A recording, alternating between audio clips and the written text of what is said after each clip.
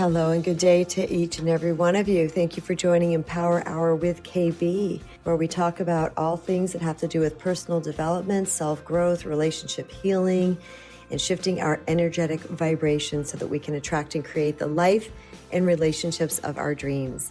Today on the treadmill, I was thinking, there's just some really short, powerful phrases that I say to myself when I'm in some type of headspace that is not serving or makes me feel bad, or there's typically fear involved with the thing.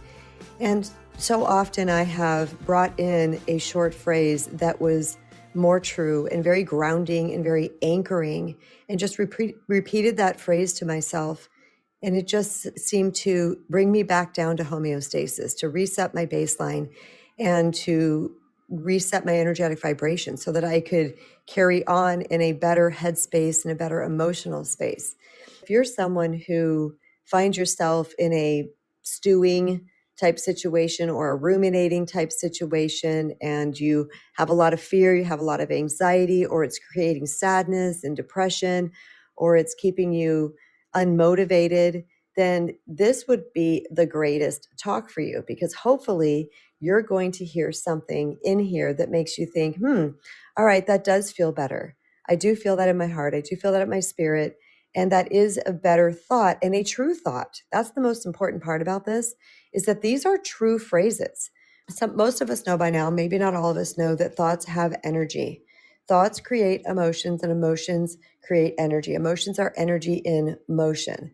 And when we are not mindful of the thoughts we're thinking, we can get ourselves into a spiraling down state. And either we become angry, more frustrated, more resentful, more sad, more depressed, more fearful, more doubtful, whatever it might be, because we're just ruminating on the same thought over and over and over again. What happens with the brain is that when we think a thought, the brain is going to find more thoughts to match that first thought. It's the way it's programmed. So what will happen is that the brain will keep adding more thoughts and more thoughts and more thoughts and more thoughts of the same thing. And those thoughts are creating emotions. And this is where that downward spiral can happen. So one of my practices of personal empowerment, reclaiming my power, managing my energetic vibration, has been to watch my thoughts, to watch my rumination, and to catch them quickly and apply some type of truth to it, which typically comes in a short phrase. It's amazing, the power of words. And I want you to think about this, the power of words. We have the agency to think words that are going to elevate us or words that are going to lower us. And I want to be mindful. Part of being sovereign and being truly stepping in your personal power is about understanding that the mind just thinks. It's just going to keep thinking and thinking and giving you information. But we can stop this because we have the power to do so. And so when I have found myself in a place that I am not enjoying, there's some type of emotion that is not feeling good, then I'm going to stop and say, all right, what is it that I'm thinking about? What am I believing to be true right now? And oftentimes it's just a little phrase that I remember or someone reminds me of. I love when people remind me, because sometimes we're so caught up in the thing, in the rumination, in the spiral, that we don't come up with those things. So I'm going to invite you guys to whip out a pad of paper and pen and write down these short phrases. They're not long. They're not going to take a lot, but it would be great for you to have a list of these things. So, just put them in your toolbox, in your mental toolbox. When you're feeling some type of way, you can say, okay, what do I need right now that can really anchor me? What could I use right now that's going to shift this emotional state that I'm in? We get to choose, you guys. Choice is like one of my favorite all-time words, because I really love that I can choose, that I actually have some power here, that I can make a choice. So I get to choose the amount of suffering that I want to experience. And for me, I don't want to experience a lot of suffering, emotional and mental suffering. I want to really keep myself clean and clear. So I'm going to give you a 4-step simple process to shifting your state. So the first step is to recognize your emotions and your thoughts. Man, I don't like the way I'm feeling. I'm feeling angry. I'm feeling sad. I'm feeling depressed. I'm feeling anxiety. I'm feeling scared. I'm feeling hopeless, doubtful. Recognize the feeling and recognize that you don't like it. You're like, you know what? I really don't like this feeling. This feels gross to me. It's getting worse. Or maybe I'm getting lower, whatever it might be. But at some point, and by the way, you guys, you're going to catch this faster the more you practice it. Just like with anything, just like learning to ride a bike, you get better at it. Learning to drive a car, learning to play tennis, you're going to get better at it. Remind yourself in the morning, I'm going to catch my emotions. I'm going to stay in tune with my emotional state. It would be helpful too to have a list of emotions that you can refer to. I have one in my book, The Recovering People Pleaser. I have a list of 68 emotions. If you're interested in that, or you can Google search it, just say a list of emotions, print that thing out, have it at the ready. So when you're feeling some kind of way, you can access that. And just contrary to this, it's important to recognize the good stuff too, to sit in the joy and the gratitude and those type of things. Okay, what am I feeling? I'm feeling yucky. I don't like this. My brow is furrowed, my shoulders are clenched, or whatever it might be, because usually there's a body tell that is going to alert you. Recognize that you're feeling some kind of a way, figure out what emotion is, and then acknowledge that it feels bad. Do I like the way this feels? The answer is typically no. No one likes to sit in anger and resentment and doubt and fear. Most people anyway. Step 1, recognize your emotions. Step 2, choose a better feeling thought or phrase. So this is looking for a thought that feels lighter, calmer, or more supportive. Choose a better feeling thought. What can shift this perception that you're having right now? And that's what I'm looking for. I'm looking for a shift in perception. I'm looking for a way that I can see this situation that is going to make me feel better, improved, more empowered, hopeful, content, more courageous, whatever it might be. Okay. Remember, this is number 3, small shifts in perception create massive results. Remember that. The work, you guys, isn't always complicated. A lot of times people overcomplicate things. What did I tell you right now? Recognize your emotion. Number 2, choose a better feeling thought.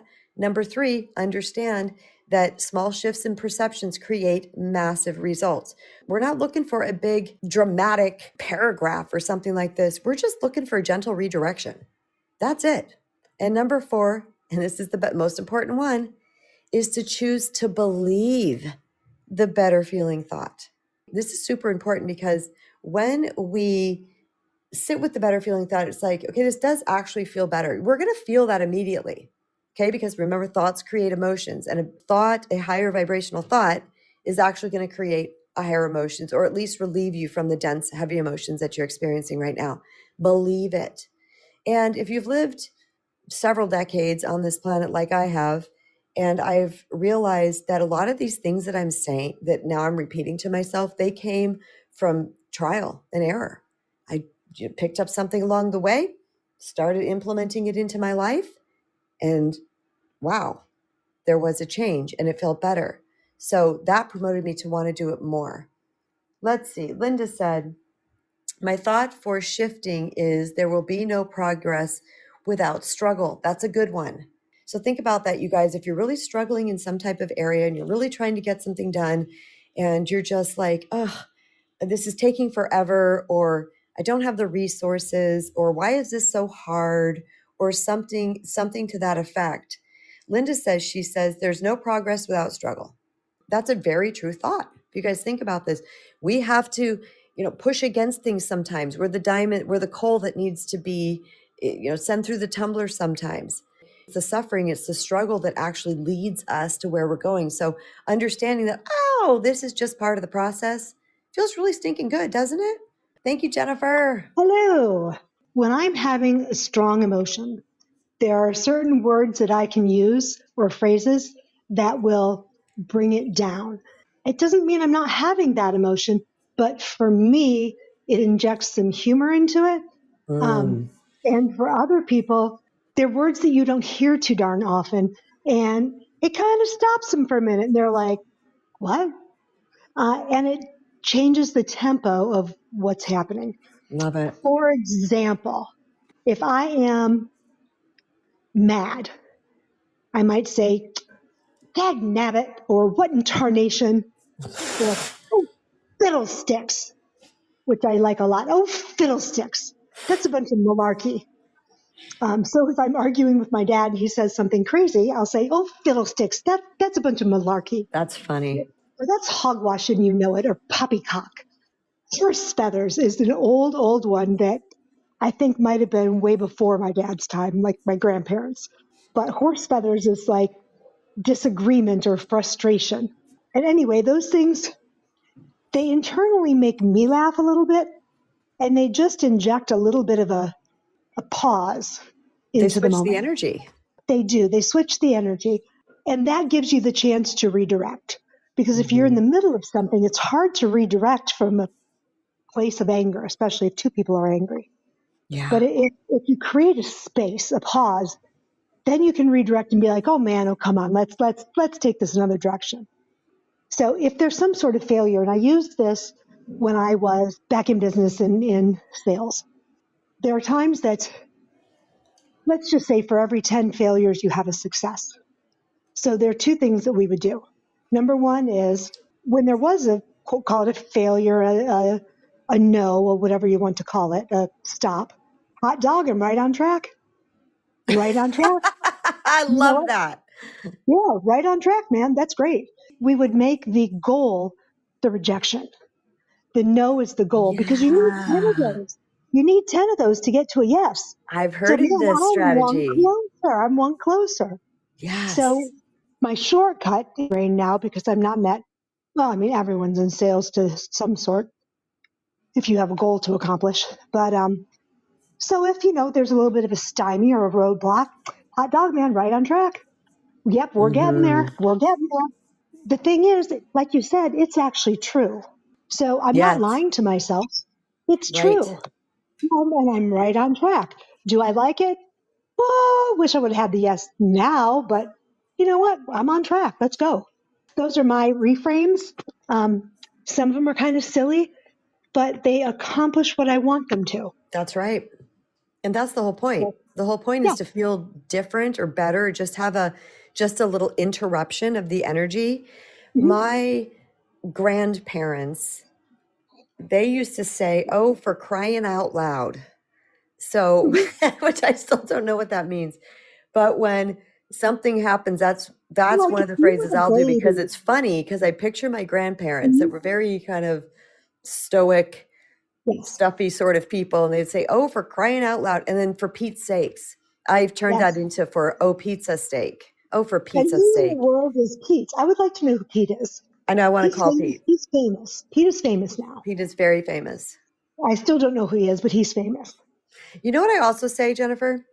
And Mhm. and you guys have to bear with me, because this is really me saying this to me. When something's happening, like, I don't know, like the door won't shut, or the this or the whatever, I'll say, "Oh, of course this is happening." Mhm. Because to Yes, of me, course. it just makes light of it. Oh, it's fully expected. Of course, this is happening. Thank Yeah. you, Jennifer. Oh, for Pete's sake. I still don't even know what it means. Could someone look that up? I mean, I could look that up in Chat GPT real quick too. But yeah, curious, because, and I will change it too into other things.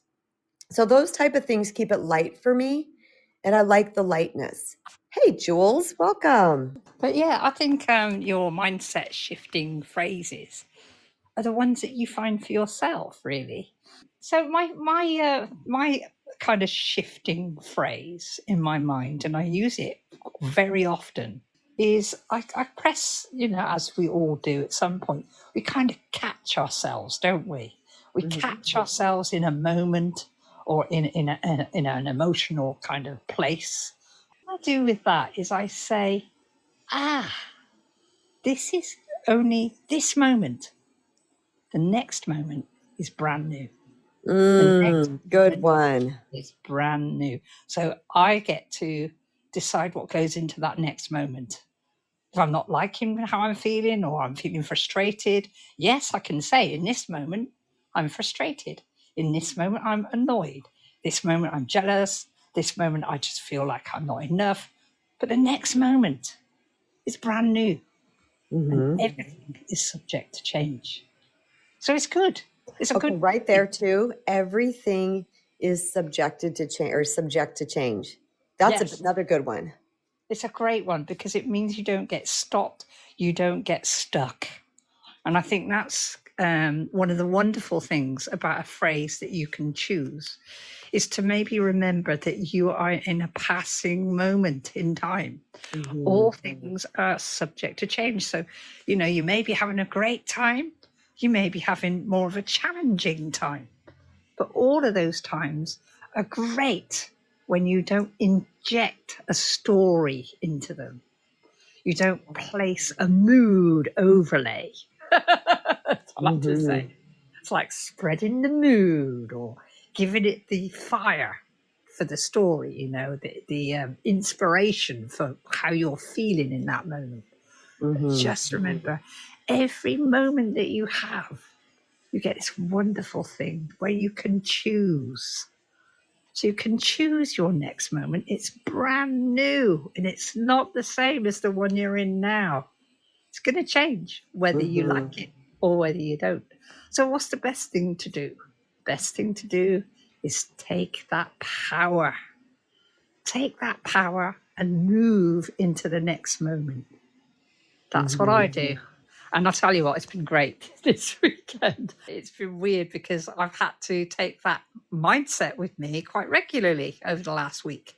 And it's been, what do you say? It'd be like a peaceful comfort to me to know that every moment is change. Everything is change. Everything is all subject to change, which means that I can enjoy whatever comes at this moment.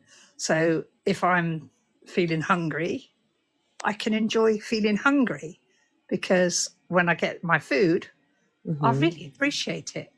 When I get food and I'm not hungry, I can go, oh, I remember that. I knew what it's like to feel hungry. So it kind of balances everything out.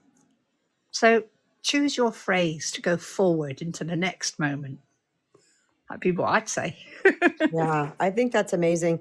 And I've used that, the change is inevitable situation when things were really rough. And I'm like, everything changes. But Yes. when everything was good, I was like, ooh, I don't want to believe that thought. Yeah, I know. Because, but it does. But you can still change it for even better. Yeah. Yes. Thank you, Julie. All right. I had several people that messaged me and I did the chat GPT. Jeannie, Cher, and Jennifer, all thank you guys for being my assistants. For Pete's sake, it was a substitute for God's sake or for Christ's sake. That's what people used to say, for God's sake, for Christ's sake. And they changed it to for Pete's sake in relation to St. Peter. So that's where that came from. It became socially acceptable substitute when stronger language wasn't appropriate. It's kind of like me saying crappy on here sometimes. All right, boy, both of those were so great. Thank you guys so much. Already, I feel like we're hitting it out of the park here. So thank you. So we're going to go into some of the phrases that I like, some of the phrases that have really been helpful for me, and hopefully they will be helpful for you. And if you are in a place that you can grab a pen and paper so that you can take some notes and write these down. And I would even go so far as to encourage you to print them out, put them on a wall somewhere, put them in your bag, wherever, on your phone, just somewhere that you can access them when you know that you're really downward spiraling. Here's the first one. It's not about me. That's not about me. That's not about me. And this is when, let's say something like a friend snaps at you after they're having a hard day, and then you're questioning yourself, like, what did I do wrong? Or someone's, treating you poorly, or you receive a short, cold message from a coworker or from a friend, and you assume it's because you offended somebody. It's in these type of things when you start going down that road of, did I do something wrong? And you didn't, but now you're worried about it. Okay, it's not about me. And Julie said, that's not mine. That's what she's just said on the back channel. And that's one of my favorites. That's not about me. That's not about me. Because being a recovering people pleaser, I'm a person who always thought that everything everybody did all the time was about me. So I had to really sit and look at this and say, that person walked right by me, in the mall. That's not about me. Maybe they had a headache. Maybe they didn't see me. Maybe they were distracted. Maybe whatever, rather than it being about my worth. Okay, the next one is everything is okay. Everything is okay. In this moment right now, everything is okay. Everything is okay. Everything is okay. Also, you're okay. Or I'm okay. However I want to say it to myself. I tend to say you're okay because that means to me is It's how I would express it to somebody else. I really can get in the energy of love and convincing to somebody else that they're okay. So when I say you're okay, I can get in that energy better. But then I like to turn it into I'm okay. I'm okay. Everything is okay. So whatever works for you. Julie just said your guidance for self from self. Yes. You know, you guys have heard me say this one many a time. It's happening for me, not to me. And this could be in a place where, let's say, a relationship ends and you're really in a lot of pain about it, or you don't get the job or the opportunity that you wanted. I'll tell you, there's one thing I know for sure, and anything that's not supposed to be yours is not supposed to be yours or mine. So if something passes me up, I am now in the state of being grateful for it. Like if there's something where I thought was supposed to happen or what have you, and it doesn't happen, I'm like, okay, thank you. I don't get attached to things like I used to in my past that it had to be this thing now. That was just a huge, tremendous amount of suffering for me to do that. So now it's like if I am passed over or the opportunity doesn't happen or it doesn't go the way I thought it was supposed to go, okay, that just means there's something better. There's always something better. And that's something else you can say to yourself too. There's always something better, or I'm choosing better for myself, or just trusting. Well, this is one of my favorites when we're really hung up on something like I have to have that house, that car, that partner, that girlfriend, that boyfriend, that job. It has to be that one. We can really just work ourselves up into a tizzy and anxiety because it has to be this one. Now we're worried that if we don't get the thing, what's going to happen? Like all is lost. My favorite is this or something better or someone better. This or someone better, this or that or something better. Over and over and over again. That has proven, again, that decompresses me and has proven to work. I always do get the something better because I'm willing to pass up what is not meant for me. So that's important for you guys to understand. When we're willing to pass up what's not meant for us, what is meant for us can come in. Here's another one of my favorites. You ready? That's not my business. I've mentioned before, Byron Katie has the 3 questions. Is it your business, your neighbor's, or God source universe's business? Whose business are you in? So when I find myself getting worked up over something, I'll stop myself and say, whose business is this? Or these days, it just jumps straight to the chase and it says to me, and I hear myself saying to myself, that's not your business. That's your neighbor's business. That's their business. That's God's business, whatever it might be. This is a big one for me. But I practiced this and I started this 15 years ago or so. I was like, whose business am I in? Man, I've spent a lot of time ruminating over something my niece was doing and how if that was going to work out for her or whatever. Not my biz. Not my biz. Put it in the right bin. Put it in the right section. It's not yours. Don't pick it up. You can set good energy. It's not your business. That's a big one. Or let's say someone is gossiping about you and you feel pulled to defend yourself. Really? It's not my business. Let them go over there and talk the way they want to talk. It's not my business.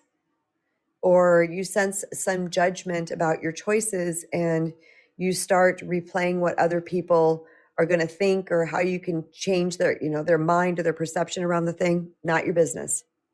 Not your business. Not my business what other people think. I don't care what other people think. Next one, I am safe, all is well. You've probably all heard me say this many times. I am safe, all is well. So let's say you wake up in the middle of the night with anxiety or an activated nervous system. I am safe, all is well. You had a bad dream, all is well. That was a dream that wasn't real. Or you're driving and you feel a sudden wave of anxiety. I am safe, all is well. You guys remember my story from a couple days ago where I was on the airplane and they put us in the back because we missed our flight. It was really warm in there and I was going to attempt the window seat with my little bits of claustrophobia that I can have on a plane sometimes. And no. So what did I do? I moved to the middle seat and I just sat there and told myself, all is well. You're safe. All is well. Nothing's happening. It's all good. It's all good. See what I'm saying? Yes. Julie said tunnel vision closes the peripheral vision. Absolutely. So if you're focused on others' business, you are not in your own.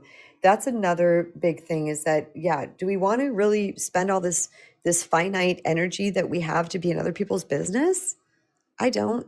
I spent a lot of time in other people's businesses. I don't know what the heck I was doing, why I thought that was a good idea. Maybe I thought it was helping. I am a professional, or a professional, yeah, I could call it professional. I am a long-term solution finder. So, but I could be spending a lot of time over there trying to find solutions for somebody else that don't even care about my solutions or don't even want a solution. Or I spend a lot of time worrying. But going back to this one, I am safe, all is well. This is another really great grounding statement. I hope you guys are writing these down if they're resonating with you and that you can draw upon them when you're feeling some kind of a way. Welcome back, Jules. Well, anxiety. Oh, my favorite subject. Because it comes and goes, and the physicality of it is always a surprise. And then I kind of ask, what story am I telling myself? What story am I telling myself that someone is doing? And you've gone through this actually. What story am I telling myself that someone is saying or doing about me?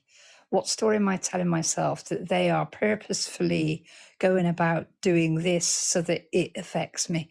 Do you know, there's one thing I've got to say about this. The only person in the world that is obsessed with you should be you, because no one else cares. No one else is living their life to purposely do things to annoy you or say things to upset you. People just do not do that. They are expressing their own experience mainly, whether that comes across as, sometimes being a bit curt with you, or if it comes across as a little bit, shouty at you, or trying to make you feel small, whatever it is, there's a story behind that. And that story is their story. It's not yours. So I like that. But the anxiety thing, the last point that you brought up, I am safe, all is well. I've used that many, many times, especially going into the amount of houses that I go in, being responsible for the various animals that I have, that I care for. I get a rise in anxiety sometimes. And what happens is I tell myself that I don't know what I'm doing. I tell myself that I don't know my way around here. I don't know the animal. And it's such a lie that I'm telling myself. Because with a clear head, once I go back to that, I am safe, all is well, clarity comes with it. It clears that fog of story from my mind. I know in the past I've proved myself this way, and in the future, again, I'll probably prove myself this way, that when it is required for me to take an action, that action will come. It will happen. I will take the course of action required at the time. So stop worrying, Julie. Stop telling yourself these stories and relax and understand one thing about anxiety. It shoots up to such a phenomenal level, but it always drops really quickly as well. So you'll get a wave, and for me, it comes like a spiraling turmoil in my low stomach area, and it comes up and it rises to my chest. Sometimes it'll go up and it'll go up my neck, and it'll make me feel hot, alert, anxious. It's a very physical thing, but it rises quickly and it subsides quickly. So if I can just say to myself, all is well, you are safe in this moment, all is well, it helps that drop a lot quicker. I'm totally feeling what you're saying. And what it's scientifically proven as well. Yes. And what is coming up for me is this is creating self-trust. It's really learning to trust in yourself. And then something else we could say is, I got this. I know exactly what to do. Yeah. Or you got this. I remember doing something hard, whether in sports or whatever it might be, and just saying to myself, you got this, or come on, come on, come on, you got this, you got this, you got this. I remember saying that over and over to myself. So, sometimes just the fear comes in and starts raining, but we can stop that and say, you know exactly what to do. This isn't hard. You know what to do. Keep going. Yeah. It's always a great way to say, what's the worst that can happen? And then, because we catastrophize things, but what we need to do is take ourselves beyond that catastrophe story and say, and then what's going to happen? And then. Thanks, Jules. Thank you so much. That's also why you guys hear me say when I'm going to do something, and you've heard this so many times from me, is anybody going to die or is anybody going to lose a limb? And I talk about this way back to when I started my blog, right? My blog that had no SEO, that was going nowhere, that I was scared to death to hit post. And then I would say, well, what's the worst that can happen? Like literally, what is the worst that can happen? Well, the worst to me would be someone dies or loses a limb. Those are two things that you can't really come back from, right? That's kind of one and done. Yeah, you can get a prosthetic, but it's not the limb, right? So I thought, all right, is that a potential that can happen because I hit post on my blog? No. All right, everything else you can handle. So, these are the type of ways that we can talk ourselves through things that are coming up for us. All right, I'm going to give a couple more, then I'm going to bring up my next guest. Okay, so let's say you're preparing for a difficult conversation and you fear the outcome, or you face a setback and your mind's telling you that you're not going to get through it, or that this is just so hard and I hate this. How about this, you guys? I've survived worse. I've made it through worse than this. How about that? I remember when I was going to start dating after my tsunami and all that. And it kind of came about organically. I didn't go search for anybody or anything like that. And I remember this little wave of fear, just a little tiny wave of fear going, oh my God, what if you get hurt again? And I remember the exact words I said to I said, Kristen, you have a PhD in pain recovery. That's what I said to myself. Like, fluff that off. You think you're not going to handle it if somebody else hurts you again? I made light of it. I trusted myself that I'd get through it because I had in the past. I had survived hard things. By saying to myself, you have a PhD, so what, someone hurts you again? You're going to get through it. That brought the whole thing down. And guess what? I never thought about it again. It never came up again for me.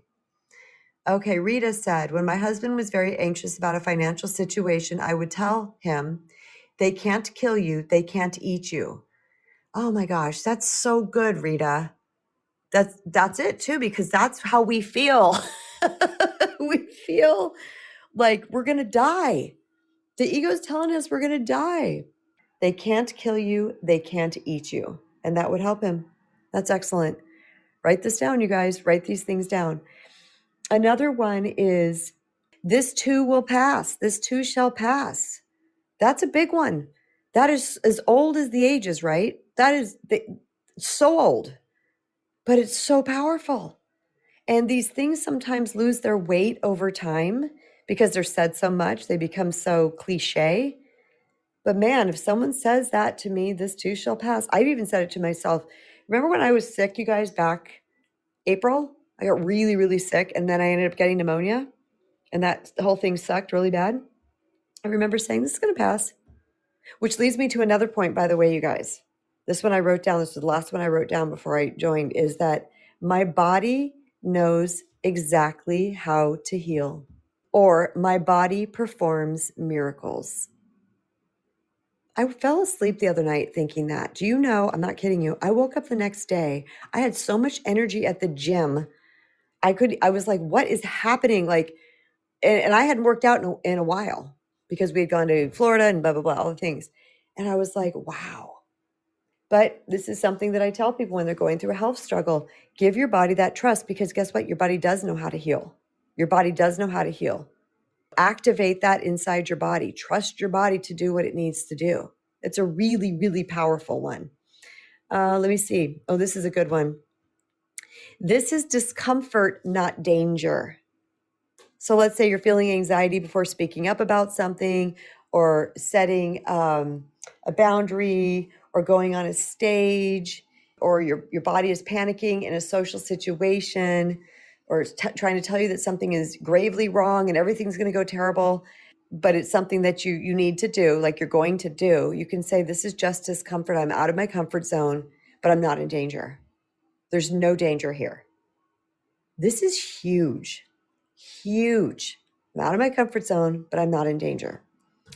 Everything is going to be okay. Now that kind of goes in alignment with I'm going to be okay, but I will tell you something that I actually wrote a blog on this on Huffington Post many, many, many years ago. And it said 5 words to help your loved one deal with anxiety. And that is, everything's going to be okay. Everything's going to be okay. When somebody is really struggling and you say that to them, I love it when someone says it to me. Everything's going to be okay. Okay, that feels really, really good. So when you're waiting for some news that could change, the way your life is going right now, or some financial news, or an important answer, or someone's not texting you back, or your loved one just cheated on you, or whatever it might be, and you say to yourself, everything is going to be okay. Because remember, we are designed to survive. The nervous system is designed to survive. So any threat at all, even if it's something small, like the package didn't come on time, all of a sudden we think we're dying, or the brain tries to tell us that we are, but everything's going to be okay. Everything's going to be okay. Another one is, I don't have to solve this right now. Oh my gosh. My favorite thing, this was the biggest, again, 2009. I heard this about going to sleep because I couldn't sleep, going through my tsunami, all the things that were, might have been 10. Was it 9? I think it was 10. I think it was in 10. And I couldn't sleep, and all these things early 10, like January. But all of these things were going on. And I heard something, watched something, probably on Phil Donahue or one of those people, could have been Oprah, I don't know. But I saw something that said, just tell your mind that you don't need to solve all these things or do all of this right now. It can keep until the morning. And I was like, okay. So what did I do? I put the tool into place. Went to bed that night, mind spinning. I said, all of this is still going to be here when I wake up.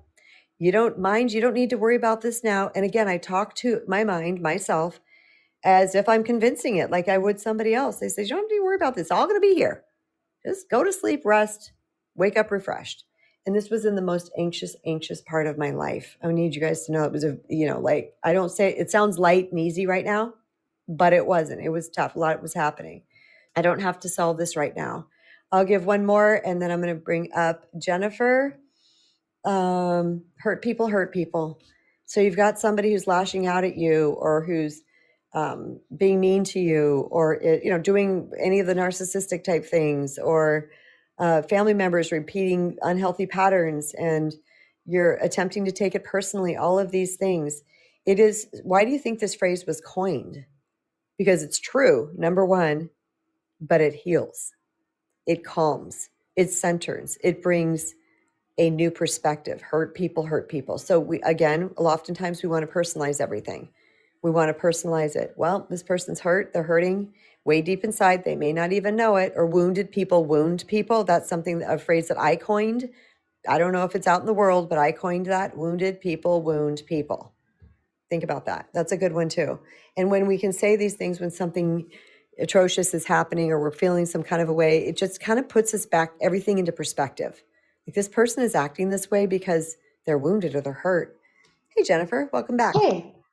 So, yes, at one of what seemed to be, at the moment, was one of the worst times of my life, which in retrospect was a huge growth opportunity and wonderful blessing.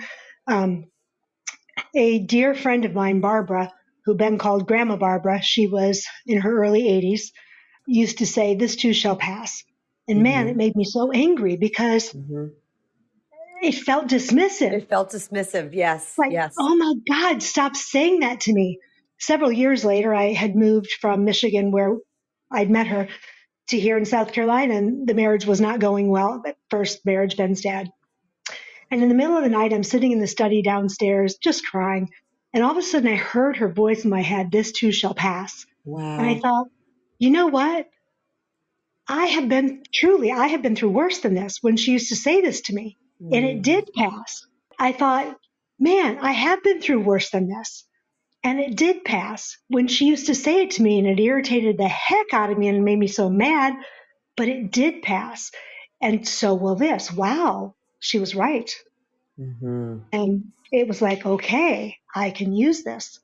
Um, but before I came to that point of using it, I was complaining about my marriage and the lack of intimacy, shall we say, that my husband was interested in, and the Mm-hmm. mean things he would say in order to try to make it my fault. But, and mind you, Barbara's in her 80s, and she said, I know exactly how you feel. Since Keith's heart attack 5 years ago, we haven't had sex once. And I went, oh my God, no, Barbara. And she said, oh, Jennifer, get a grip, lighten up. And so now when something seems like terrible, and she's been gone for years, I hear her say, oh, get a grip, lighten up, get a Oh, sense of yeah. humor. And I just smile. And I can be in Wow. the middle of something very upsetting. And it just makes me smile because she had perspective at her age. And hopefully I'm gaining some, not approaching her age, but I really like Barbara. oh my Barbara, God, I love Barbara had her. some wisdom. Lots of wisdom and a good sense of humor Mm-hmm. and pragmatic and, oh, a ballsy 80-year-old woman. Just Yes. loved her, still love her. So, Mm-hmm. anyway, this too shall pass, and it will. And we have been through worse. And if not, we'll get to say it someday. And we're still here. And a sense of humor really helps It with does. just about anything. It really does. When I bring humor to a situation, it's almost like it's not even happening. I mean, it is happening, but it's so much lighter. It's like the Yes. reality is still there, but I just clear some space. And we don't have to. And this is something I heard, following the monks, that our troubles, our sorrows, are 10% of the situation. 10% of what we're feeling is what caused it. And the other 80% or 90%, sorry for my math, is what we think about it. Like what we've done with that situation in our head, the Hmm. mulling it over, the worry, the bringing it up, the reliving it. And yes, that 10% or maybe 20 was true and real and hard, but we don't need to make it harder, and yet we do. We don't Hmm. have to. So, and that's kind of what the oh, get some humor was about. Yeah. Yeah, this is happening, but don't make it worse, girl. Get some humor. Come on. Yes. So, Yes. Awesome, Cher. anyway, Thank you so those much, help me. Jennifer. Bye. Bye. Those were great. I love that. I love, triple dog love that Jennifer brought up the humor aspect of this because I did not think of that when I was creating this outline. And this is why I love you guys to come up and talk because I'm like, yeah, there is a huge thing with this. And it's a huge thing that I try to do. I try to find the lighthearted in it. Now, by the way, this is not spiritually bypassing. I'm not ignoring what's happening. I'm just clearing space. I'm just raising my energy a little bit. I'm just seeing it through a different lens. Do you guys remember the movie Moonstruck with Cher and God, there were so many. Danny, I don't remember his last name. Oh, I would know it if I saw it. And Nicolas Cage. Do you guys remember Moonstruck? Such a great movie. Well, anyway, on the way to Florida last weekend, it was one of the options to watch. I was like, I remember always loving this movie. I've only seen it once. It was way, way, way back in the day, but I always loved it. And boy, did I see it through a completely different lens as an adult because I probably saw it in my 20s. But anyway, that's stuff because I always remembered when she slapped Nicolas Cage across the face and she goes, snap out of it. I always remember that, but I didn't know the context that it was set in. So I'm watching the movie and I can't wait to that. It happened where I didn't think it was going to happen, where she was like, but I love you, but I love you. And she looks at him and she slaps him. And then she slaps him again and she goes, snap out of it. But that phrase stuck with me too. Snap out of it, Kristen. Like, you don't kind of like get a grip, lighten up, snap out of it. Like, where are you ruminating here? There's also something I want to say before I bring up Kareem, and that is that the ruminating on the past. I'm no stranger to that. I will tell you, ruminating on the past, the things or the tough things. Maybe there were things that I didn't think were really finished, maybe, or I was still feeling some kind of way about. But I changed that to I made it through that. I don't have that experience anymore. Things are so much better now. Like, why sit there and roll around in that energy of the past? Yeah, I was doing it until I stopped. Good day, Kareem. Welcome up. Kristen, how are you? Mm-hmm. Good. Doing good. I just sipped tea right when you said that. I'm doing great. Thank you. Awesome. Great. As always, phenomenal topic. And Jennifer, great story and interesting because, and you just doubled down on exactly where I was going to go with this, which is, she said something really important that sometimes people in their best of intentions will feel dismissive about things. Mm-hmm. Yeah. My mom would do that. And it was funny because she meant well. She would just be like, oh, it's fine. And it was like, that was her way of just saying exactly this. Stop dwelling on it. Don't worry about it. But it did feel dismissive. And it wasn't because she was being malicious. It was just that, honestly, she was coming from a wiser place, which is that the whole this too shall pass thing. But what was interesting was all the years later, as I got into life and I did all kinds of things and I encountered some crazy, horrible things and some really great things. 100%, you may have covered this already in the talk, but it's all cyclical. That's what's so interesting. Mm-hmm. Everything is a cycle. Everything, seasons are, our life, all of it. And so it's interesting because when you zoom out a bit and reframe and sort of say, hey, yep, it's one of those low points. You have to kind of get zeroed in on the fact that you're in that momentary dip that will eventually come back up, right? So staying focused on that view, because the problem is it's very easy. And I have friends that, funny enough, I joke with them and I'm half joking. I'm actually being honest. I'm like, you're dwelling in your misery. Will you stop? Because you're really more comfortable in your misery than being happy. Well, you do know that, right? And they really don't want to admit that. But I know in the quiet of when I'm off the calls with them or whatever, they're like, yeah, it's true. Kind of dwelling in this. And, and I can tell. That darn Kareem. Right? Damn and him. I'm like, and then even worse, like the ones that are stubborn, I'm like, you're doing it because you're getting attention for it. That's even worse.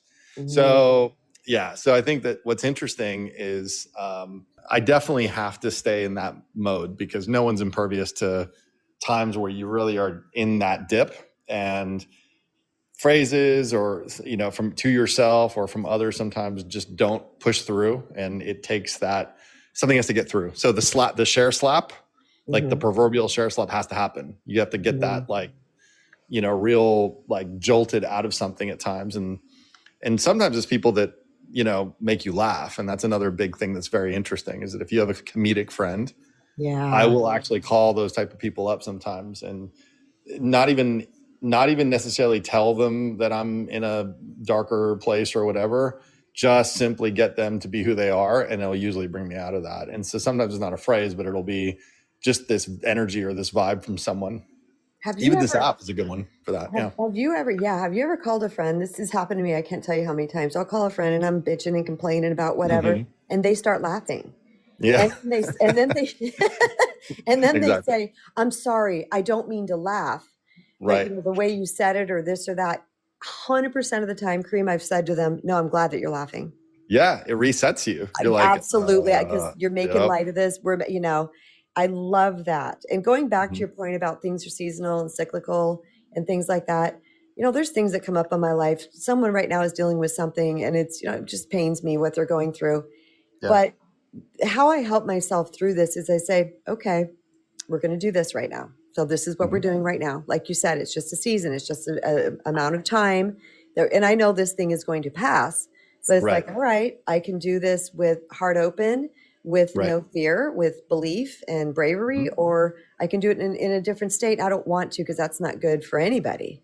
Right. Absolutely. And, it's interesting. There's something I'll leave you with, which is maybe it's just something that I've restructured and mentally to make it work for me. But I really can, if I ever take the time, I'll probably put some evidence to this, but those dips and those darker times or those slowdowns or whatever it is that you're grappling with, it almost inevitably for me has been the spring loading before the momentum. It's been like the wind up before the catapult, right? Before you go to this next level of something. It kind of has to happen. You don't go on a constant flow where it's always up. It's sort of this dip and then get the roller coaster, right? You have to kind of get that momentum downward to go back up. And it's absolutely, I don't have the evidence, but I can tell you that I just feel that over all these times, I'm like, that always is preceded by this. Oh my God. Karim, I'm literally pinching my lips shut so that I didn't interrupt you because I put like 3 exclamation points on my piece of paper and you heard me stop a little bit because that's so it. I have the same experience. And if 2 people are having the same experience, guess what? There's usually a universal truth wrapped up in here somehow. And I will tell you, oh my God, thank you for that. Because if I'm going through a little something, a little struggle area, and I'm really pissy and moany and, why is this happening again? Or, I got some sort of whatever going on, pity party. What always comes up for me 100% of the time is, Kristen, you're going to come out the other side of this $6 million man, right? Bigger, better, stronger, faster. Like, what happens after these things. And when I say that to myself, when it comes, I can't even tell you, I don't do it consciously. It's just all of a sudden it'll just come, like my consciousness goes, here's the deal. My higher self really is what's telling me. I'm like, oh yeah. So then I switch from pissing and moaning to with the, my finger on my chin going, where are we going here? Like, what is this going to show me? And then I get really curious and I kind of stand like a little voyeur, kind of watching my life. Like, what are we going to happen here? Thank you for bringing that up, Karim. As always, so great to hear from you. I'm really loving this conversation. You guys, thank you so much. Jennifer, here she comes. All right, last one, I swear, because I got to pick up my mom for physical therapy. Okay. Set a timer. So this was another friend of mine, Nancy, and I called her, and it was during my difficult time, Mm-hmm. and I was just complaining, and I'm sure it was valid, but oh my God, it was tiring. Anyway, she said, Jennifer, she goes, stop for a minute. We're going to set a timer. She said, 5 minutes. I'm setting a timer for 5 minutes. I want you to say every negative thing that's in your head, like all of it. Oh. And she said, on your mark, get set, go. And I started to go, KB. I was going. And after about 45 seconds, I thought, oh my God, this is miserable. It was like stream of consciousness. Mm-hmm. Who wants to hear all this shit? Not me. Oh my God. And I just quit. I go, Nancy, I'm done. She's like, okay, let's move on. And she knew that's what was going to happen. So now if I'm in one of those moods, man, set a timer. Someone set a timer for me because I'll get it out and it'll be fast and I'm done. Because Yes. who wants to dwell in all that? Mm-hmm.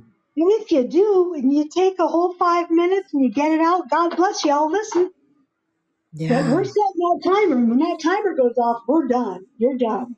Sounds like you had, I don't know if it's that same friend that has helped you before, but it sounds like you had a lot of wise friends around you. They were friends. Yeah. Yeah. You've had people, you've told these stories before of people that have just brought, yeah. like, no one around me was doing Yes, this. yeah. I mean, I'm over here friggin' sinking by myself. So I love that you had these friends that told you these things. It's amazing. What I was told is when you're going through a very difficult situation, you want to find people who've been there and are out of it, who've been there and are out of it. And then you seek their counsel. And that's what I did. I also, when I was starting my business, find people who are more successful than you and listen to what they say. And it's the same concept. Yep. Same concept. So I have you, I have Cece, I have, Adrian, I have these people who are wise and have wisdom that I didn't yet have. And man, I want to absorb it. And I may not use it that day or that year, but I'll use it sometime. Mm-hmm. That was advice that was given to me that I have grabbed. Mm-hmm. Anyway, you're part of it, KB. You're on the list. Oh, thank you, Jennifer. You're on mine. You're on the list with good people, though. Feel good about that. Thank you. I will. Thank you, Jennifer. Love you, sis. Off she goes to take her mom to her doctor's appointment. Oh my goodness. Yes. Listen to people that are more successful for you. Set a timer. If you find yourself going in some crazy downward spiral rabbit hole, set a timer. Let it out. I'm all about letting it out, you guys. You've heard me talk about this before in regards to pity parties. I'm not that person that says, stop having pity parties. I'm like, no, get it out. Have your pity party, bitch and moan, kick and scream, pound the floor, be safe with everybody else, right? We don't want this to just spew onto anybody else. but move the energy, get it out of your body then. Okay. Give yourself those 5 minutes. And man, if you have someone who's wise around you, who has been through it before you, seek their counsel. What did you do in this particular situation? Some people like to stay in the suffering. I don't. I've had way too much in my life. I'm done with that. I want to feel better, but I don't want to spiritually bypass or ignore or toxic positivity. So remember, this is about moving energy. That's all we're doing is moving energy. Welcome back, Jules. Yay, last time for me too. Not for any Okay. reason, but just because I don't want to hog the place. Oh, you're fine. I'm almost done anyway. You'll be my closer. Yay. I was going to say something, it is lovely to have these wise people around. What do you do, though, when you really do feel that there isn't anyone around you in this particular position to help you to kind of do that pivot, to shift that process? What do you do then? And this is what I've come up with, because I can't share everything that I feel with my partner, Brad. Brad has pure OCD. If I offload, even for 5 minutes with Brad, it could cause him more of a problem. It would weigh him down because he has pure OCD. So what I tend to do is I give myself the 5 minutes, and I'll be in a room and I'll be listening to myself, maybe talking. But I've got a little list in front of me, two lists. One column is truth. The other column is conjecture. So what you could say is, number one is the truth as it is, the facts, nothing more. Conjecture is the way that you feel or what you believe or what the story that you're telling yourself. So if you can use those two columns and look at them, you're going to find somewhere in between that's got balance. Does that make sense? Yes, it does for sure. Good, because I have to do that process. It's creating clarity to me. It's creating clarity because we can get so rattled in our emotions that we're fuzzy. So this is kind of breaking it down and making it nice and neat. Now, I'm coming from that way as thinking, not necessarily about my own circumstances, but when I go through my own circumstances and I'm starting to have this pity party, say, and I do it, I always say, what about if I never had the van? What if I never had a friend? Which I have. I've got plenty of friends, as you know, and they're all good people. But what if I didn't have anyone? How am I going to work with it now? And for me, that gives me a feeling of autonomy, if you will. It gives me a feeling that, I can walk through this process. I can choose truths. I can look at conjectures and see the difference between the two and come with a happy balance to things. That really helps me going forward. And it does help change my mindset. Because I do go from, oh my God, I've got nowhere to live, I was skint, blah, blah, blah. As you know my story. To actually, I'm not skint because I've got this vehicle that I travel around in. I've got the strength to find my way and plan my way around the country to offer a great service. So, there's truth in it and conjecture in both. But I get to choose. And that helps me with that pivot process. That helps me with that mindset phrase, that reset, that start again, that fresh moment that I was talking about earlier. So, you might listen in and say, well, I haven't got this group, this kind of support system in place. You might have only been on here today. But that support system does exist within Noon Vibe, as you know. But also, it's that support system starts from you and it starts from your expression of these things.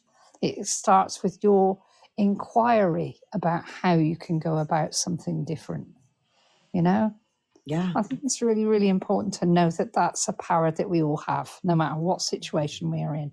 And definitely, I'd say the humor, because my goodness, if I didn't laugh at myself every single day, there'd be a problem, because I'm funny. The things I do sometimes are hilarious when I look back on them. I'm like, you dafty, you absolute dafty, Julie. But I used to feel kind of embarrassed by that. But now, no, I don't feel embarrassed. I feel good that I'm a dafty sometimes. Yes. And that it's fun and it's not boring and you're entertaining, even if you're just entertaining to yourself. You know, I sing all day. I'm singing to the cats and talking. I'm singing their names. If somebody was sitting here listening to me and to my dog too, I always say the cats, but because there's 3 cats and 1 dog. But Wesley's just as important. But I'm singing, and then I hear myself sometimes. I'm like, Kristen, what are you doing? Like, I wonder what your kids are thinking, if they're home. And I'm like, they're not thinking anything. They've never said a word about this, not once. They just know that's who you are. And if that keeps me lighthearted to sing like jingles and make up songs about them, then doggone it, I'm gonna stay lighthearted. All right, you guys, this has been an amazing show. I want to say thank you to Jennifer Cubed, because she came up 3 times, and Jules Cubed for coming up 3 times, and our beloved brother Karim for making an appearance where he can do so. Love that. Every single thing shared on this talk today was fire. As always, I know you're busy. I know that it is a choice for you to join Noon Vibe and to stay with my conversations and to listen to me. We've got a lot of choices out there in the world, and we're all very, very busy. So I always appreciate that you take the time to join us and bring your energy to this community, because you matter. You really do matter. Thank you so much, everybody. And I'll be back again tomorrow for another episode of Empower Hour with KB. Much love.